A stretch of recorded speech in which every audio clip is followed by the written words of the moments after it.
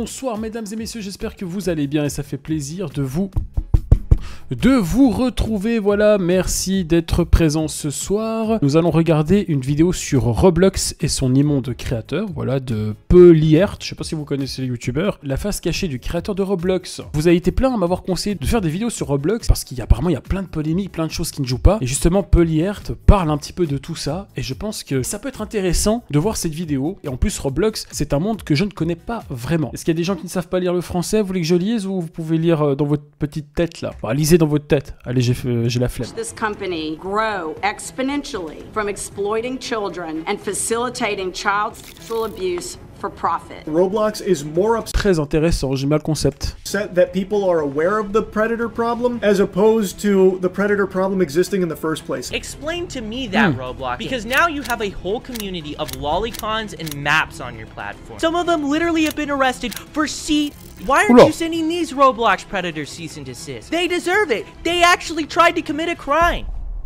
C'est un des problèmes majeurs plutôt mineurs, lol. Oui, c'est un des problèmes majeurs de Roblox, c'est qu'il y a beaucoup de mineurs. Le problème majeur, c'est les mineurs. Voilà, merci beaucoup. Chaque jour, un humain. Puis forcément, c'est une plateforme qui est utilisée par des adultes comme des enfants, et du coup, bah, ça pose problème. 1 sur 100 joue à Roblox. 85 millions de joueurs quotidiens, environ 300 millions de joueurs par mois. Pour ordre de... Lis la flemme. Bah, ça va ou quoi? Non mais... C'est à vous de lire, vous faites rire. Là, c'est écrit 300 millions joueurs mensuels. C'est bon, vous voulez que je lise? Vous voyez comment c'est chiant? de comparaison, GTA V s'est vendu à 215 Là, c'était écrit GTA 5. Enfin, Grand Theft Auto 5. millions d'exemplaires en 12 ans. C'est de très loin le jeu le plus populaire du monde et même de l'histoire. On parle d'un empire à plusieurs milliards de dollars de chiffre d'affaires et tout ça a été créé à l'origine par deux hommes, David et Grégory Bazouki. Aujourd'hui, Grégory n'est plus beaucoup impliqué dans la gestion de Roblox, alors que son frère David n'est nul autre que le PDG de Roblox Corporation, et disons juste que c'est pas le président le plus moral qu'on ait vu. Il se passe beaucoup de choses sur Roblox. Pire que Macron. Beaucoup de choses assez graves, et quand on a 40% des joueurs sur la plateforme en dessous de la barre des 13 ans, on peut dire que c'était assez prévisible. Pourtant, depuis plusieurs années, la direction... 40%. Mais c'est la plateforme préférée des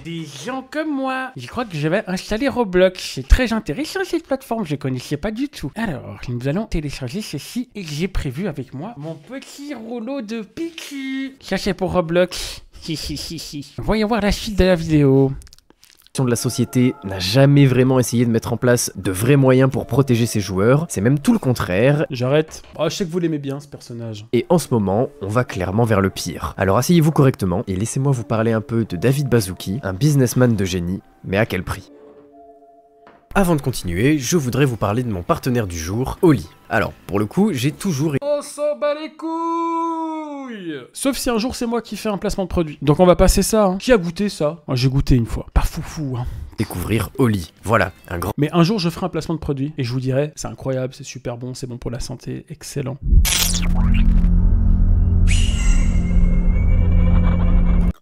Salut Avant toute Terronix. chose, il faut clarifier un point. Roblox est un excellent jeu. Pour ceux pas familiers avec, c'est d'ailleurs pas exactement un jeu. C'est plutôt une plateforme de jeu, un peu comme Steam, avec plein de petits jeux créés et développés par les utilisateurs de Roblox eux-mêmes sur l'application Roblox Studio. Donc plutôt qu'un jeu, on peut le voir comme une sorte de gros moteur de jeu, une sorte de mélange entre Unity et Steam. Tout se passe sur Roblox, que ce soit la création du jeu ou les parties des joueurs. Et bien sûr, tous les jeux partagent des caractéristiques communes, comme un certain cachet visuel aujourd'hui iconique, même si certains devs arrivent à s'en affranchir, et la monnaie payante du jeu, les Robux. Et d'ailleurs, faire un jeu sur Roblox, c'est assez simple, et c'est certainement bien plus facile d'accès que des logiciels complexes comme Unity, Unreal ou Godot. Je devrais essayer d'en faire une fois, une plateforme. Donc c'est plutôt pas mal pour apprendre. Faites une plateforme Simba ou Carmine. Le développement du jeu vidéo. Et je dis ça sérieusement. Dans la nouvelle génération de devs, il y en a plein qui ont commencé leur carrière sur Roblox, ou même qui ont fait fortune dessus. Ouais, fortune, parce que le vrai génie des frères Bazouki, en plus de la programmation, c'est la capacité de transformer tout ce qu'ils touchent en machine à cash. En 1989, la société Knowledge Revolution, fondée par les frères Bazouki, publie le logiciel Interactive Physics, qui est une sorte de simulateur de physique pour les étudiants en sciences, et ce simulateur, il va plutôt bien marcher. Si bien que 9 ans plus tard, et après avoir développé 2-3 autres logiciels du même style, Knowledge Resolution va se faire acheter par MSC Software pour 20 millions de dollars. À 35 ans, David Bazouki est multimillionnaire, mais ses ambitions le poussent à aller plus loin, et avec cet argent... Go créer un jeu les gars, on s'y met ce soir. Demain, on est millionnaire. faire. Il va pouvoir financer un nouveau projet. En 2003, il rencontre l'ingénieur Eric Cassel et fonde avec lui GoBlox, qui deviendra plus tard Dynablox, puis enfin le Roblox qu'on connaît, et une première version bêta du jeu sera publiée en 2004. Et dès le début, ça attrape l'intérêt du public et des investisseurs. Faut aussi dire qu'en 2004, il n'y a pas non plus trop de concurrents, genre ça peut paraître con, mais en 2004, Steam il existe que depuis 6 mois, et il y a genre max 10-15 jeux sur la plateforme. Et même quand Roblox sort définitivement en 2006, c'est très innovant et les gens sont hype. On a même encore en ligne le trailer officiel publié par... je vais pas m'embêter à prononcer le nom, un des premiers employés de Roblox. D'ailleurs, petit moment foreshadowing, dans la description du trailer, il est écrit que Roblox est un monde virtuel pour les enfants et les adultes entre parenthèses. Donc dès la création du jeu, la cible de Bazooki, elle est claire. Il cible pas les adultes fans de développement de jeux, non, il cible les enfants. Et cibler les enfants, en soi,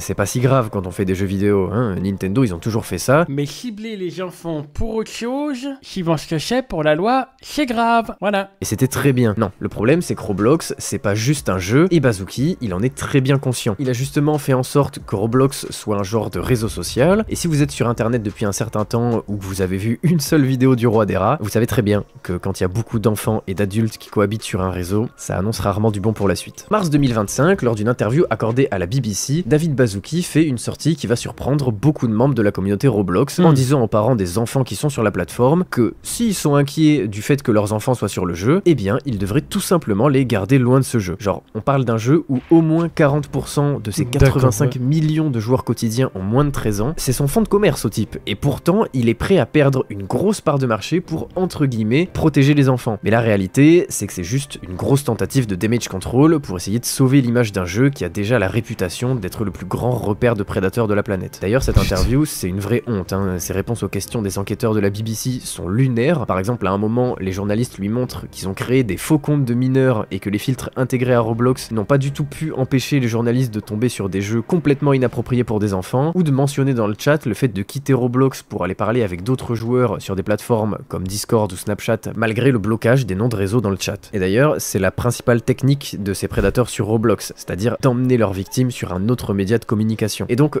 quand les journalistes lui montrent tout ça, il se défend en disant soit qu'il a confiance en la modération de la plateforme, alors qu'on vient de lui démontrer que ça marchait pas, et en disant qu'à côté de ça, il y a des dizaines de millions de joueurs qui avaient des expériences très positives dessus, l'air de dire que s'il y a plus de positifs que de négatifs, ça s'annule, et ça évidemment, ça a pas beaucoup plu à la communauté. Et pour moi, le plus gros problème dans cette interview, c'est pas ses réponses de damage control, qui de toute façon auraient été les mêmes si un autre représentant de Roblox avait fait l'interview, vu que c'est le board de l'entreprise qui donne les directives de communication sur ce genre de sujet. Non.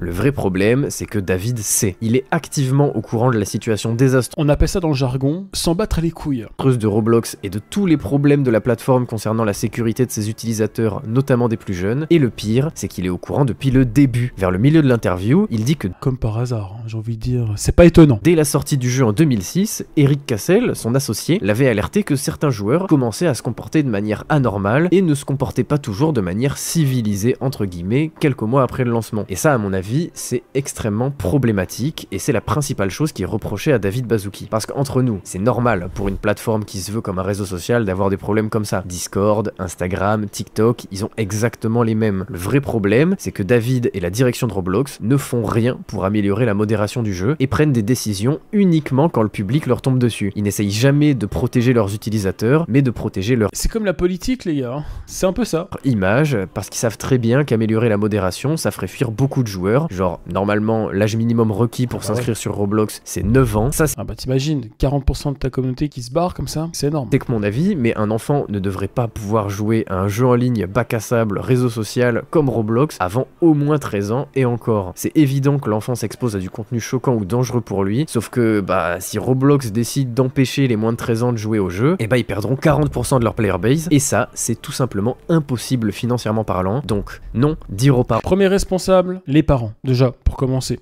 Inquiets d'empêcher leur enfant de jouer à Roblox, ça ne règle aucun problème. Déjà, parce que si t'as déjà été enfant, tu sais très bien qu'essayer d'interdire de faire quelque chose à son gosse, c'est le meilleur moyen pour qu'il le fasse dans ton dos sans que tu puisses le protéger. Et ensuite, c'est comme dire que fumer c'est mal, et ensuite, installer un bureau de tabac à côté d'une école primaire. Genre, si tu... Alors, il y a des parents qui donnent des téléphones à leurs enfants, des iPhone 16, voire 17, avec des réseaux sociaux dedans. Donc là, les parents sont 100% responsables, il n'y a aucun contrôle parental. Si ton enfant enfant il veut tricher puis qu'il veut via un pote prendre son téléphone et tricher, bah c'est seulement quand il voit ses potes, mais à la maison il peut pas. Là il y a plein d'enfants chez eux qui sont dans leur chambre, au lieu de jouer normalement, voilà, comme tous les enfants doivent jouer, bah non, ils ont leur téléphone, leur truc, leur réseau social. Roblox c'est trop bien. Oui c'est bien, mais le problème c'est qu'il y a beaucoup de choses qui sont pas bien. Tu veux protéger les enfants sur ta plateforme, c'est sur la plateforme qu'il faut faire de la prévention et prendre de vraies actions pour faire changer les choses, et vous allez vite voir que ça, c'est pas prévu dans les plans. On va voir ça. Il y a toujours des problèmes. Non, il y a toujours eu des problèmes. En mai de cette année, le youtubeur Lord Coco, un énorme youtubeur Roblox, publie un tweet où il expose The Official Teddy, un compte qui publie des jeux sur Roblox assez particuliers, clairement problématiques. Je vous donne juste le nom de son jeu le plus connu, comme ça, pas besoin de vous faire un dessin. On a le Poison Girls Club Hangout, avec sur la miniature, si tu es seul, essaye ce jeu, et un emoji très suggestif. Le truc intéressant avec ce jeu, c'est qu'il était extrêmement populaire sur Roblox. On parle de plus de 75 millions de visites, malgré le fait que le jeu se soit littéralement grooming simulator. À tel point que le youtubeur Lord Coco, il a voulu faire une expérience, il a créé un faux compte et il a mis littéralement moins de 4 secondes avant que le jeu lui soit recommandé. Genre, le truc était sur la front page de la plateforme. 1500 jours. Oula. Donc à peu près 5 ans, c'est le temps qu'a pris Roblox pour bannir le jeu et le compte de The Official Teddy, mais il y a un petit twist. En mai 2025, le compte et le jeu sont bannis. Mais en juin, Roblox annonce leur événement The Hatch, une sorte de grande chasse aux œufs sur plusieurs jeux, et pour avoir ces plusieurs jeux, Roblox vont devoir collaborer avec pas mal de développeurs de la communauté, et The Official Teddy dans The Farm Game, la plateforme de test des développeurs partenaires de l'événement, est invité à la Roblox Conférence 2025, et ben, plutôt stylé Roblox Industries. Donc oui, ils ont débanne le type afin de pouvoir l'inviter dans cet événement, et encore une fois, Roblox n'a réagi qu'après le backlash du public et quand leur image était en péril, en le rebannissant une deuxième fois. Ah, les coquins, ils essayent de... Hein. Roblox devient de plus en plus sombre, j'ai l'impression. C'est ce qu'on découvre là. Bon, pour certains, c'est pas une découverte, vous le savez déjà. Pire, reste à venir. Le site de rencontres. Oui, parce qu'apparemment Roblox, ça peut nous permettre de faire des rencontres également, vu qu'on peut s'écrire. Ce que j'ai compris, comme il y a une sorte de chat. A votre avis, c'est quoi le meilleur truc à faire quand 40% de l'audience de votre jeu a moins de 13 ans et que la majorité de vos joueurs sont mineurs? Et oui, vous avez deviné, il faut le transformer en site de rencontre. Bravo, vous êtes soit un psychopathe, soit le CEO de Roblox, David Baszucki, qui a cette idée depuis très longtemps. Soit un excellent consommateur et un fidèle client. Et qui est récemment revenu à la charge. 2023, Roblox a commencé à vouloir... Le jour où vous voyez un mec dormir comme ça, fuyez.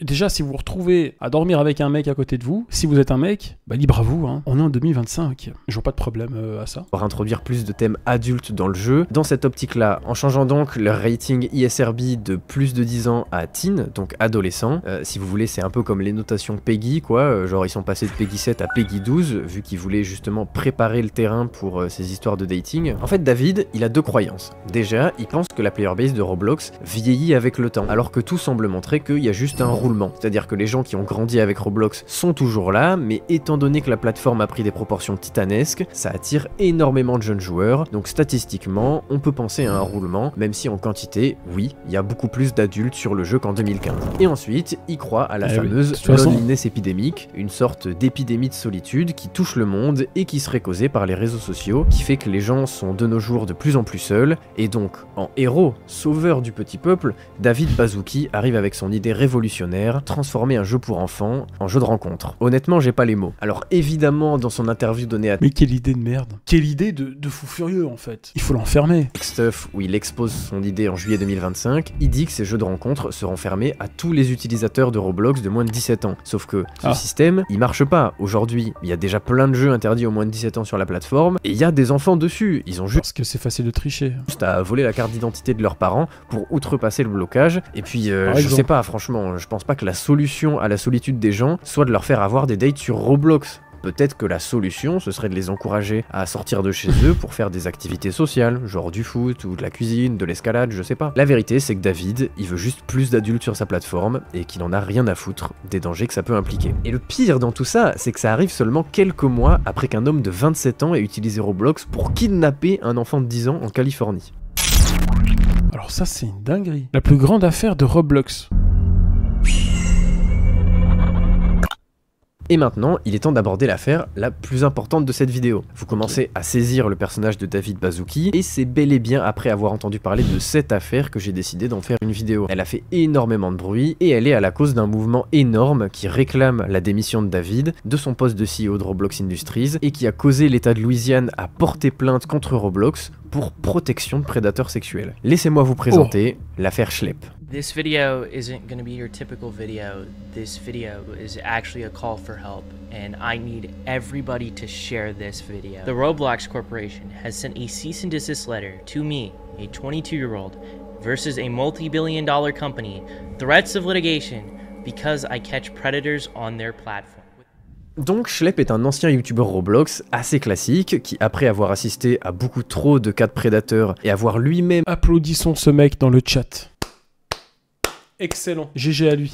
était victime de ces prédateurs sans que ni ses parents ni Roblox ne le prennent Bravo monsieur, vous êtes un héros. au sérieux, eh bien il a décidé de les chasser. Et comme beaucoup de Français, j'ai un avis assez partagé sur les chasseurs de prédateurs. D'un côté, je pense qu'on est tous d'accord, c'est difficile de pas apprécier ce qu'ils font vu que la justice est dysfonctionnelle et que la plupart des abus sur mineurs finissent par du sursis. Je peux comprendre que certaines personnes puissent vouloir faire justice. T'imagines la dinguerie, tu fais un excès de vitesse pour aller au taf, tu peux faire de la prison. Bon, si tu fais de la prison, c'est que t'as abusé quand même. Par contre, tu peux enfin t'as compris, et puis voilà, tu fais du sursis tranquille, tu sors au bout d'une année, tranquille. C'est bien, super, bravo. Ce même quand on voit à quel point c'est scandaleux. Mais de l'autre côté, c'est assez problématique parce que tous les chasseurs de prédateurs ne sont pas professionnels et mettent en danger tout le monde, notamment à cause de la notion de vice de procédure, qui fait que globalement, comme vous n'êtes pas de la police, bah vous avez pas le droit de mentir en vous faisant passer pour un mineur sur internet. C'est illégal. On dirait Alexis Chance, c'est son nouveau taf maintenant? Et ça peut certes vous faire avoir un procès, mais pire, protéger le prédateur en question, vu qu'en France, s'il y a vice de procédure, les preuves sont tout simplement considérées comme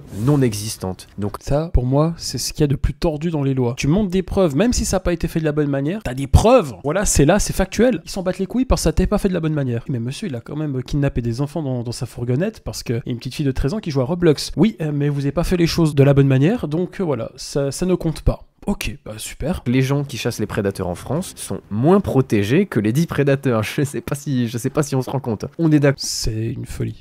C'est complètement con, mais voilà, c'est comme ça. Si le sujet vous intéresse, je vous conseille très fortement, vraiment, faut aller la voir, la vidéo de Ludoc sur son enquête, où je vais vous spoil, mais au final, le mec, il avait pris du sursis. Non, pas de spoil. On ira voir la vidéo, un de ces quatre, ça peut être intéressant. Il ne fait pas juste son contenu pour l'appât du gain. Il fait vraiment les choses bien, c'est-à-dire que d'abord, il encourage absolument pas les prédateurs, il se fait juste passer pour un mineur naïf, donc son contenu ne rentre pas dans la catégorie entrapment ou provocation policière, ce qui consiste à motiver quelqu'un à commettre un crime, ce qui est bien sûr hautement illégal, mais que beaucoup de chasseurs de prédateurs font sans vraiment savoir que c'est interdit, et qui constitue dans quasiment chaque cas qui finit au tribunal la ligne de défense des prédateurs. Et ensuite, il ne fait pas que humilier les prédateurs sur internet, il reporte correctement les crimes pour que la police locale puisse faire son travail, et jusque-là, toutes ces vidéos ont conclu à des arrestations. D'ailleurs, il fait même bien plus que ça, puisque en plus de ça c'est bien reporter le criminel à la police, il le reporte aussi à Roblox, et pour un de ses prédateurs, Schlepp l'a reporté à Roblox, qui a tout simplement ignoré la demande, et qui n'a absolument pas banni le compte du prédateur. Et le truc le plus grave, c'est que quand la vidéo sur le prédateur en question est sortie, et qu'elle a fait 4 millions de vues, et bah là ils ont agi, et ils ont banni le compte. Donc encore une fois, Roblox ne prend des actions que quand les affaires sont publiques, et peuvent entacher l'image de la société, et donc faire baisser son cours en bourse. Donc Schlepp, c'est un très bon youtubeur qui fait beaucoup de bien à la communauté Roblox et qui met en lumière le plus gros problème de la plateforme, c'est-à-dire la sécurité des enfants. Sauf qu'au lieu d'améliorer le jeu, de peut-être arrêter d'utiliser de la modération en IA qui marche pas et de se mettre à vraiment protéger les joueurs Roblox, et bah la direction a pris la décision de bannir Schlepp et de le menacer d'un procès s'il continue ce qu'il fait. C'est quoi cette folie? Vous connaissez l'effet stressant? 13 ans? T'as quel âge? Bah j'ai 13 ans. Il était bien mon jeu de mots. En plus c'est pile dans le thème là. En gros, Barbara Streisand, c'était une actrice américaine très suivie, et un jour, une photo de son domaine de vacances avait été publiée sur un site par un millionnaire aux fins d'études sur l'érosion du littoral dans le cadre d'un autre projet selon lui. Et en gros, Roblox s'en fout de la sécurité des gosses, mais si c'est pour protéger leur image, là ils vont bannir le mec. Quelle hypocrisie. Bah c'est exactement ça. Le truc, c'est que Barbara Streisand, elle voulait surtout pas que les gens sachent qu'elle habitait ce domaine, donc elle a tout fait pour faire supprimer la photo. Ça s'est fini en procès, un procès qui a été extrêmement médiatisé, ce qui a fait qu'au final, tout le monde a vu la photo. L'effet stressant nous dit donc que sur internet, plus on essaye de censurer quelque chose, et plus cette chose elle sera vue à cause du fait qu'on essaye de la cacher. Et bien ici vous avez une application à la lettre du phénomène. Roblox pensait se débarrasser de Schlepp et de la mauvaise image qu'il donne à la plateforme, mais finalement, le monde entier s'intéresse à l'affaire, tout le monde est du côté de Schlepp, et a raison parce que cette fois, c'est la fois de trop. Les décisionnaires de Roblox doivent arrêter de prendre des décisions uniquement pour protéger leur image, et doivent se mettre à protéger ce qui compte vraiment, c'est-à-dire leurs joueurs. La vidéo de Schlepp concernant son ban et sa menace de procès a déjà accumulé plus de 4 millions de vues au moment où j'écris cette vidéo, le 19 août 2025, et je doute pas une seconde que quand ma vidéo sortira, la sienne sera déjà à 10 millions. Il y a des mouvements de protestation, une pétition pour renvoyer David qui a déjà récolté 100 000 signatures en une semaine, et une plainte qui a été déposée par l'État de Louisiane. Cette plainte, déposée devant un tribunal d'État par la procureure générale de Louisiane,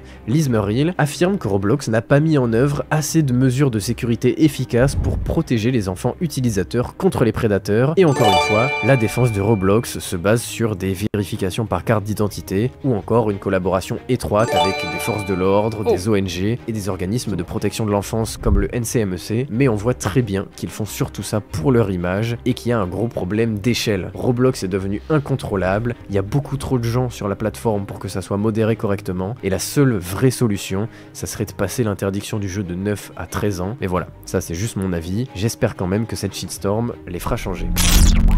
Conclusion et résumé.